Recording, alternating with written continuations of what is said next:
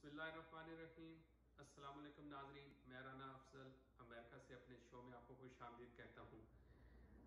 अमेरिकी इंतखाबात का मरहला मुकम्मल हो गया और जो सस्पेंस और अगर मगर का जो खेल था वो ख़त्म होते हुए आज जो बाइडन जो बाकायदा तौर पर अमेरिका के नए सदर मुंतखब हो चुके हैं।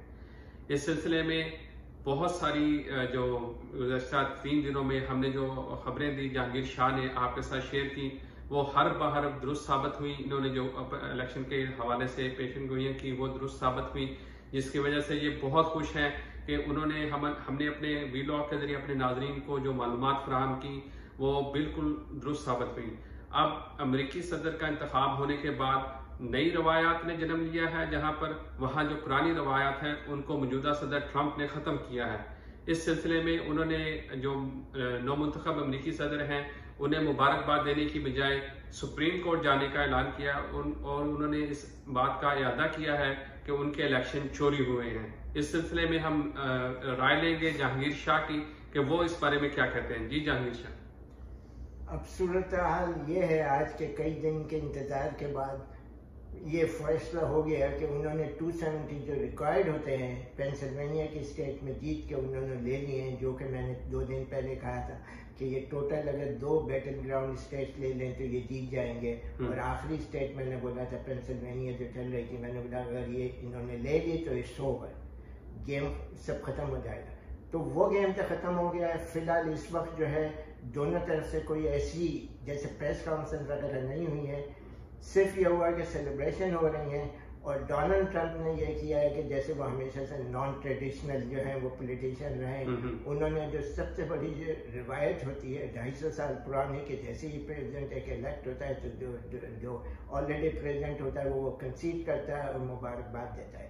जो उन्होंने नहीं किया है, सिर्फ एक स्टेटमेंट दिया है, खुद नहीं आए कि मैं कंसीड नहीं करूँगा and I will go to the highest court till end. तो ये अब उनका प्लान है और कह ये रहे हैं कि मंडे से वो अपने अभी उनके साथ हैं जितने लॉयर्स हैं लीगल टीम के साथ, और मंडे से सब प्रोसेस शुरू कर देंगे। तो जो नौमुंतखब अमेरिकी सदर है उन्होंने कोई मीडिया इंटरेक्शन की, उन्होंने कोई बात की आके? जो बाइडन मेरा ख्याल है कि स्टेटमेंट तो दिया है, लेकिन ये है कि उन्होंने अभी तक आके जो होता है ना कि बाकायदा एक स्पीच दे के सब कुछ करे, हाँ वो अभी तक नहीं दिए। हालांकि वो पूरे ड्यूरिंग ये पूरे लास्ट 4-5 डे वो दिन में 2 दफा आते थे, ब्रीफिंग करते थे। तो मेरा ख्याल है कि वो मंडे तक का वो भी इस तरह वेट कर रहे हैं। ये शाम को वो करेंगे जरूर, क्योंकि हर जगह इस वक्त सेलिब्रेशंस हैं हर बड़े बड़े शहर में और कुछ नहीं हो रहा है।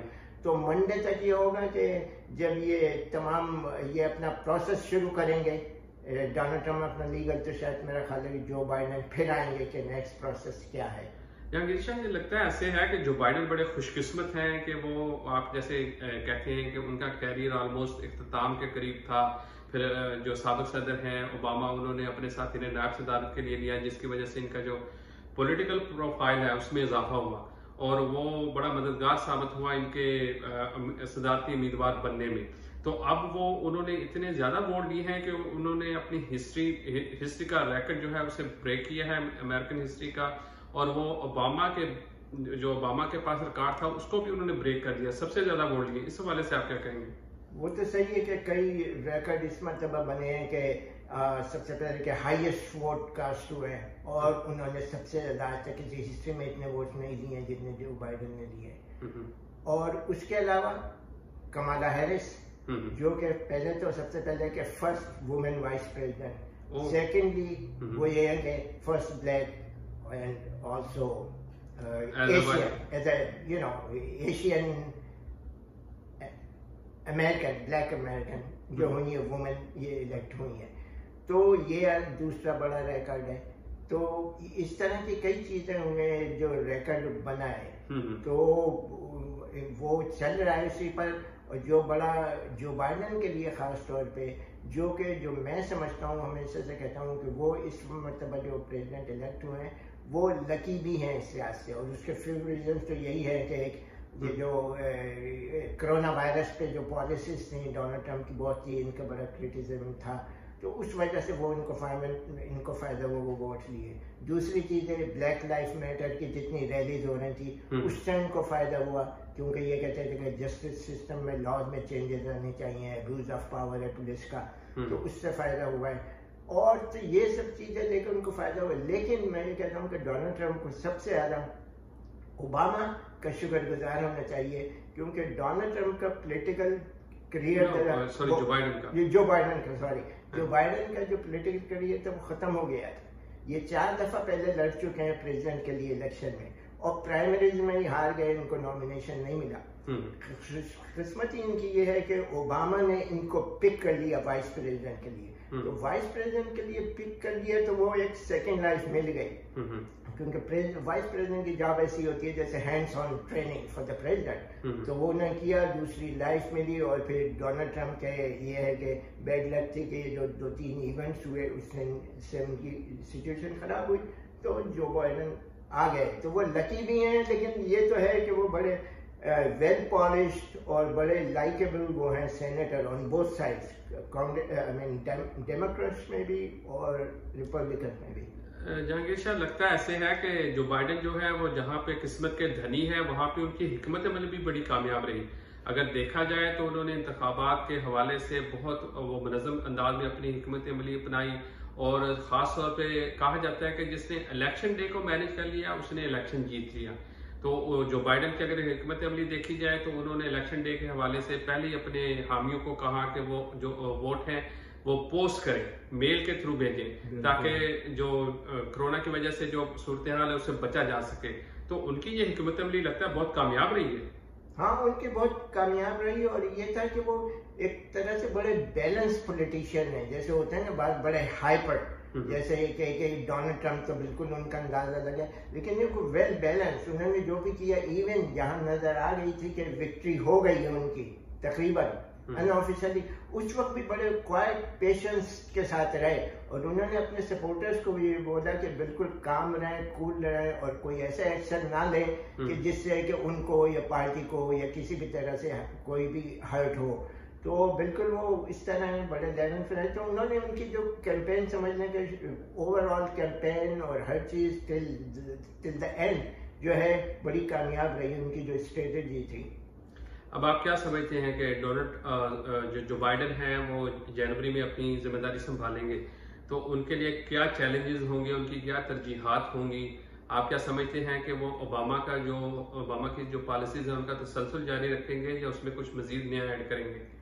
अब उनका ये है कि ये पहली चीज तो ये कि कितने टाइम लगता है इसमें कि वो आके, क्योंकि 20 जनवरी को प्रेसिडेंट ओथ लेता है प्रेसिडेंट, तो अगर ये लीगल प्रॉब्लम शुरू हुए तो अगर जब तक हो जाता है फैसला, जो कि होपफुली हो जाएगा, क्योंकि उनके पास इतना कोई ऐसा कॉन्क्रीट प्रूफ नहीं है डोनाल्ड ट्रंप के पास कि उनकी कामयाबी के कोई चांसेस हो, लेकिन जब भी उन्होंने लिया ओथ ले लिया और जब प्रेसिडेंट हो गए तो उनके पास it's a tough thing to move ahead, ये इजी नहीं है। वजह ये है कि जब डोनाल्ड ट्रंप आए रेस में तो वो जैसे कहते थे, बल्कि ना सिर्फ वो हर कोई के जो यहाँ पे जो था कि कंट्री इज डिवाइडेड बैडली, समझना, इतना पहले कभी नहीं हुआ। तो फिर ये जो कोरोना वायरस हुआ तो इनकी जो कैंपेन थी उनमें मेन इशू इनके ये था कि कोरोना वायरस के बारे में डोनाल्ड ट्रंप की पॉलिसी बहुत खराब है, बिल्कुल वो इग्नोर कर रहे हैं, तो उससे इनको तक़वियत मिली, इनको सपोर्ट मिली लोगों की। फिर उसके बाद वही था कि ब्लैक लाइफ मैटर्स, उसमें कहते थे कि इतना डिवाइडेड है और ये डिवीजन बढ़ रहा है इसमें डोनाल्ड ट्रंप के आने के बाद बिटवीन ब्लैक्स एंड वाइट्स, वो इनका बड़ा इशू था, उसको इन्होंने, तो उससे इनको काफी फायदा हुआ। तो इनको ये चीजें, लेकिन ये चीजें टफ हैं, इतनी आसानी से नहीं हो सकती। आप कैंपेन के वक्त तो कुछ भी कह सकते हैं, समझना, आने के बाद मेन शो तो तब शुरू होता है कि आप अब किस तरह इसको सही करेंगे। तो उसके लिए यही है कि एक चीज डोनाल्ड ट्रंप, ये जो बाइडन के बारे में एक चीज अच्छी है कि हमेशा से इस मामले में मशहूर है ये, और दूसरे जॉन मैकेन जो थे रिपब्लिकन थे, जो प्रेसिडेंट के दलील थे, कि ये वेल रिस्पेक्टेड है on the both sides of the aisle, Democrats में भी और रिपब्लिकन्स में भी। तो इस लिहाज से जो है इनका रैकेट, उस लिहाज से ये पूरी कोशिश करेंगे इस तरह के बैलेंस रखें, समझ रहे ना, कि जो अपोजिट साइड रिपब्लिकन के साथ जाके उनकी तरफ जाके, समझ रहे ना, कि जैसा होता है कि अपना गिविंग गुड हैंड। तो ये है कि होपफुली तो होगा, वरना नहीं। और तीसरी चीज़ जो है, दूसरी बड़ी चीज़ जो इम्पोर्टेंट थी वो ये भी है कि जैसे डोनाल्ड ट्रंप के साथ जो ताल्लुकात थे अमेरिका के यूरोपियंस के साथ, खासतौर पर जो उनके राइट्स थे उनके साथ भी ख़राब हो गए हैं। जैसे चाइना के साथ इधर बिजनेस के मामले में और यूरोप में कई जो एग्रीमेंट्स है उससे निकल गए हैं। ये ग्लोबल वार्मिंग के जो यूरोप में था और ईरान के साथ उसको भी सही करना है। तो अगर इस तरह ये हैंडल कर सकें तो कामयाब हो जाएंगे होपफुली, वरना ये होगा 4 साल बाद ये भी उसी पोजीशन में खड़े होंगे जहाँ डोनाल्ड ट्रंप है अब। अच्छा, अब आप बताएंगे, हमने अपने इस चैनल के थ्रू एक और बात कही थी कि अगर ट्रंप हार जाते हैं इलेक्शन तो वो जनवरी में रिजाइन कर जाएंगे, तो इसके क्या इम्कानात हैं? अब जिस पोजीशन में है और जिस तरह वो हैंडल कर रहे हैं, मुझे लगता है कि वो रिजाइन का तो कोई सवाल ही नहीं होता। वो होता है ना कि बाई फोर्स निकल जाए, जो वही लगता है। लेकिन अभी भी उनके पास चांस है कि अगर वो जाते हैं सबसे पहले तो इस पे जाएंगे ना कि रिकाउंटिंग हो, जिन स्टेट्स में कह रहे हैं अगर रिकाउंटिंग होती है तकरीबन वैसे रिजल्ट आते हैं तो उनके पास चांस है कि भाई एक्सेप्ट कर लें, रिसीव कर लें। ले तो अगर नहीं किया तो वहां तक जाएंगे। तो अब तो कोई चांस ही नजर नहीं आता ना। आज उन्होंने कह दिया है कि I won't decide, I won't accept anything and I will go all the way to the court. तो इसका मतलब ये है कि कोई ऐसी चीज तो नजर ही नहीं आती। नाज़रीन, जो बाइडन की जो कामयाबी हुई है वहां पे जो पाकिस्तान में ओपोजिशन है उसमें भी कोई खुशी का आंसर पाया जाता है और वो अब ये तासुर देने की कोशिश कर रहे हैं कि पाकिस्तान में अब हालात तब्दील होंगे, सियासी हालात की बात हो रही है। तो वहां पे भी जो हुकूमत की तब्दीली है उसको उनको नजर आनी शुरू हो गई है कि जो बाइडन की जो सदर का दौर शुरू होगा उसमें वहां पे हुकूमत की तब्दीली भी हो सकती है। लेकिन माजी की अगर बात की जाए तो माजी में रवायात ये रही है कि जब एस्टेब्लिशमेंट और हुकूमत एक पेज पर ना हो तो फिर अमेरिका अपनी वहां पे मुदाखलत करता है और उसमें फिर वो अपने मतलूबा जो नताज होते हैं वो हासिल करता है। लेकिन जो मौजूदा हुकूमत की बात की जाए और एस्टेब्लिशमेंट की जो मौजूदा एस्टेब्लिशमेंट है वो दोनों एक पेज पर हैं।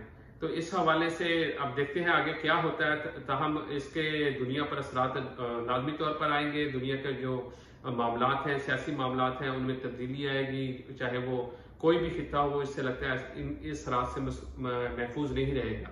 जी, क्या कहेंगे इस तो उसके लिए यही है कि सबसे पहले जो नई गवर्नमेंट आई उनकी स्ट्रेटेजी क्या है। सबसे पहले तो ये है कि वो अमेरिका को सही ट्रैक पे करें जहाँ से हट गया है और उसके बाद पॉलिसीज उनकी। फिर हमेशा ही होता है कि जब नई गवर्नमेंट होती है सबसे बड़ा इश्यू क्या आता है, डोमेस्टिक थिंग्स, जो इश्यूज होते हैं उनको सॉल्व करना और उसके बाद फॉरेन पॉलिसी बात की बात होती है। लेकिन होपफुली होगा कि दुनिया से जितने स्टेट्समैन आ रहे हैं उनमें से बहुत सी यूरोप वगैरह से वो इस वजह से नहीं आ रहे कि वो अगेंस्ट डोनाल्ड ट्रंप, लेकिन वो इस वजह से आ रहे हैं कि इन डेमोक्रेटिक कंट्रीज में जो भी होता है, लॉ ऑफ द लैंड है, जो जस्टिस सिस्टम है, उसको फॉलो किया जाता है। और अमेरिका और यूरोप जो है ये उसकी सबसे बड़ी मिसालें हैं। लेकिन ये इस रिवायत को तोड़ रहे हैं, खत्म कर रहे हैं। तो इस लिहाज से उन सबके बयान ये आए कि डोनाल्ड ट्रंप को ये नहीं कहा है कि वो उसको आगे करे, प्रोसीड करे या नहीं करे, लेकिन उन्होंने ये कहा है कि law of the land follow करना चाहिए, जो डेमोक्रेसी में सबसे बड़ी चीज है, और ये नहीं कर रहे हैं।